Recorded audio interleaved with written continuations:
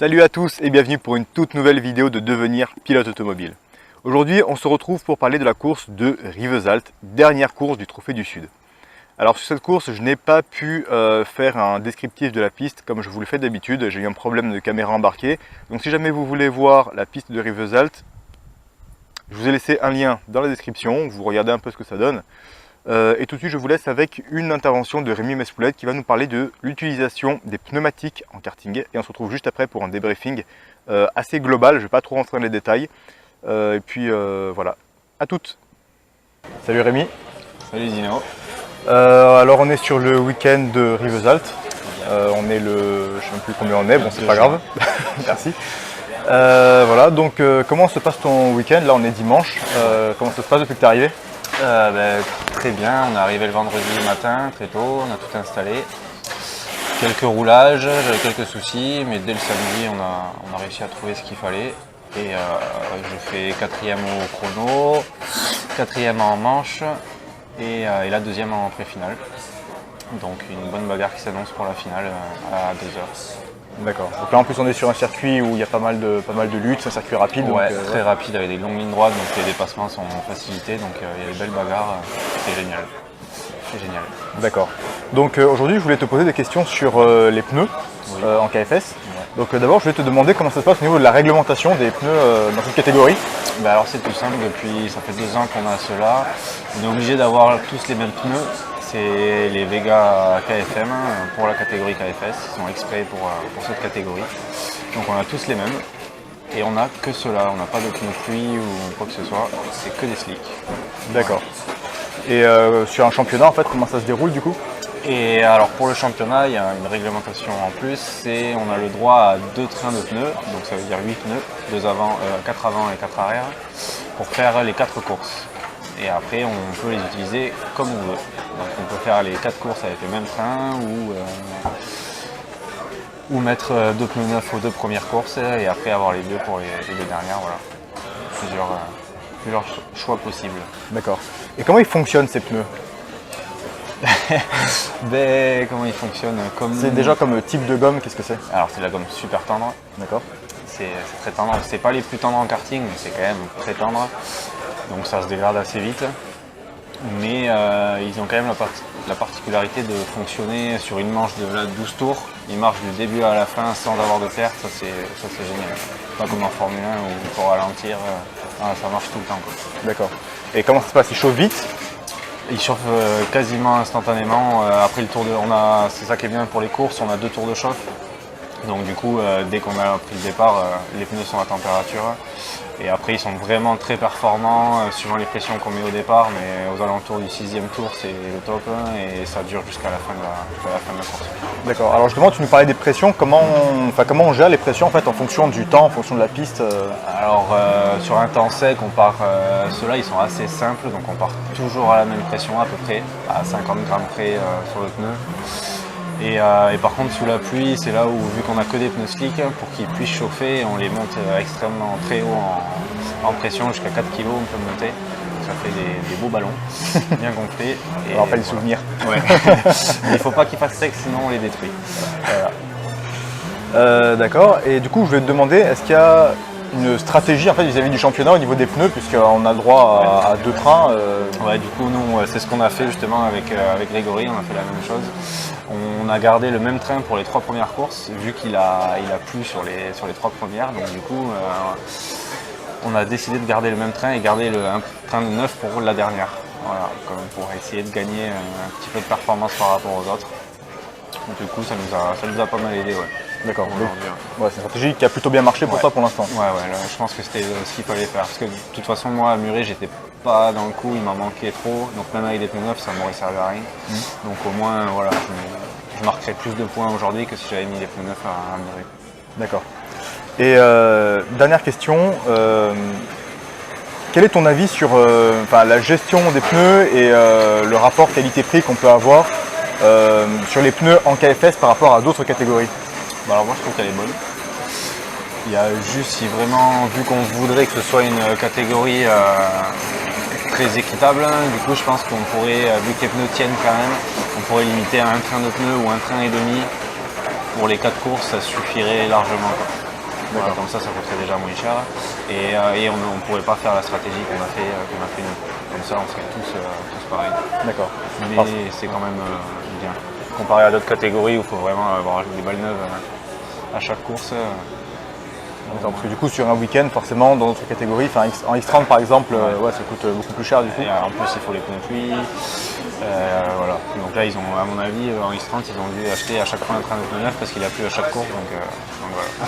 D'accord. Et un train de pneus sur ces catégories-là, ça coûte. Tu sais combien ça coûte? C'est le même prix. Même prix, ouais. D'accord. C'est toujours aux alentours des 180 € les 4 pneus. D'accord. Donc il y a des catégories, ils changent de pneus à chaque séance ou Non, à chaque week-end de course. À chaque week-end de course. Ouais, bon, c'est déjà pas mal quand même. 180 € par week-end avec un pneu. Ouais, aussi pour les essais avant et un pour la course. Oui, voilà, d'accord. Ouais. Voilà. D'accord. Ça va. Bah écoute, merci d'avoir répondu à nos questions. On te souhaite bon courage pour tout à l'heure. Ouais. Et puis voilà, bah écoute, merci. De rien. Ciao, à bientôt. Alors, Rivesalt. Rivesalt, c'était une course qui s'est plutôt bien passée. Bon, c'était une course un peu comme les précédentes, dans le sens où au niveau des essais, j'ai quand même bien progressé au départ, et puis après je suis resté à peu près 1 seconde des meilleurs temps. Alors, il faut savoir que 1 seconde sur le circuit de Rivesalt, c'est beaucoup. Rivesalt, c'est un circuit où il y a beaucoup de lignes droites, et c'est un circuit d'aspi. Donc je pense que j'ai perdu beaucoup de temps sur ce circuit aussi par rapport au moteur. J'ai eu un peu le même problème qu'à Muret, je n'arrivais pas à faire fonctionner mon moteur correctement. Et du coup j'étais un peu à la ramasse. Bon, mine de rien, j'ai pu faire quand même beaucoup de bagarres en piste, beaucoup plus qu'à Ganges. Et ça c'était une très bonne chose parce que tout le week-end je me suis battu avec d'autres concurrents. Et ça c'était top, j'ai beaucoup appris là-dessus, j'ai beaucoup progressé, donc ça c'est génial. Rivesalt, à part ça, qu'est-ce que je peux en dire? Je peux vous dire aussi que j'ai dû abandonner en pré-finale, donc ça m'a fait perdre pas mal de points. Et en fait, c'était surtout de ça dont je voulais vous parler, c'était du championnat dans sa globalité, et pas forcément de Rivesalt en elle-même, parce que finalement sur la course, il ne s'est pas passé grand-chose de très intéressant. Ça a été un week-end un peu comme les autres, mis à part que j'ai progressé dans la hiérarchie et que j'ai progressé au niveau du pilotage et de certaines choses, il n'y a pas beaucoup de commentaires à faire là-dessus. Donc le championnat, comment ça s'est passé? Alors je suis arrivé à Rivesalt avec une 13e place. On était à peu près 17 ou 18 pilotes je crois, j'étais 13e. Donc j'étais plutôt content. Et je voulais remonter parce qu'en fait je pouvais encore rentrer dans le top 10 et c'était mon objectif. Il faut savoir que quand j'ai commencé le championnat du coup à Lavelanet, j'ai terminé 6e. Et finalement c'est vrai que cette 6e place, j'en ai beaucoup... J'ai un peu dénigré cette 6e place en vous disant que bon, c'était une course bien sur le papier, pas bien au niveau du rythme, etc. Je me suis beaucoup plaint là-dessus, mais honnêtement, je peux vous dire que quand on fait une bonne course, il faut savoir relativiser et savoir le reconnaître. Voilà. Parce que quand vous faites des courses complètement pourries par la suite, où vous êtes pris dans les crashs, dans les faits de course, etc., vous comprenez que ça arrive, voilà, ça arrive à tout le monde. Et donc quand vous terminez 6e parce que vous avez un rythme qui finalement vous permet d'avoir cette place, que vous avez le pilotage qu'il faut sous la pluie pour dépasser et pour ne pas faire d'erreur, eh bien écoutez, vous faites une bonne course et quand vous terminez 6e, vous méritez votre place. Point. Voilà, donc ça c'est un truc que je vous conseille. Relativisez vos bonnes mais aussi vos mauvaises performances. Voilà, relativisez les deux et voilà, faites pas comme moi, commencez pas à vous plaindre pour rien. Ganges, finalement, je suis arrivé et ça s'est plutôt bien passé, même si j'ai fini plutôt en fond de grille. Et à l'issue de Ganges, j'étais 11e sur 16, je crois, quelque chose comme ça. Donc le top 10 était encore largement atteignable. Muret, je ne vais pas revenir dessus, mais j'ai glissé au 13e rang puisque j'ai gagné, j'ai pas eu de points du coup. Et Rivesalt, du coup, malheureusement, à cause de l'abandon en pré-finale et du fait que malheureusement je n'avais pas le rythme suffisant en finale, j'ai glissé à la 15e place et on a fini à 19 pilotes, je crois. Donc bon, honnêtement, j'étais assez déçu parce que le top 10 était vraiment pas loin, il était atteignable, j'aurais pu l'avoir. Mais malheureusement, ça s'est passé comme ça. Du coup, ce qui s'est passé, c'est que après plusieurs jours de réflexion, je me suis dit, écoute, il te reste quand même pas mal de courses. Sors du championnat et vois la saison plutôt dans sa globalité, étant donné que sur le championnat tu ne pouvais pas espérer grand chose vu que tu es confronté à un plateau qui est beaucoup plus expérimenté que toi. Après voilà, il faut arrêter de se leurrer, il faut se laisser le temps d'apprendre, se laisser le temps de faire des erreurs. J'ai fait 4 autres courses pour terminer la saison. 4 autres courses où j'ai vraiment beaucoup appris, dont l'une où je vais vraiment bien vous parler de cette course. Ces 4 autres courses, je voulais vraiment les prendre pour moi, donc je n'ai pas filmé dessus. Alors premièrement parce que je voulais vraiment consacrer tout mon temps à l'apprentissage, ça c'est une chose. L'autre chose aussi, c'est que en KFS, je n'avais plus grand chose à vous montrer. J'avais pas grand chose à vous apprendre de plus que ce que je vous ai dit depuis le début. Donc j'ai décidé de ne pas filmer, c'était pas forcément pertinent, j'avais rien de super intéressant à vous dire. Donc ces quatre dernières courses, je vais vous en parler en une seule vidéo. Je vais les traiter de manière globale. Et puis voilà, en appuyant sur une course en particulier, la Coupe de France, parce que oui, j'ai participé à la Coupe de France, je suis allé me mesurer au meilleur pilote de France, et honnêtement ça a été un défi. Ça a été un gros défi, ça a été très difficile, mais honnêtement c'est un défi qui m'a beaucoup appris.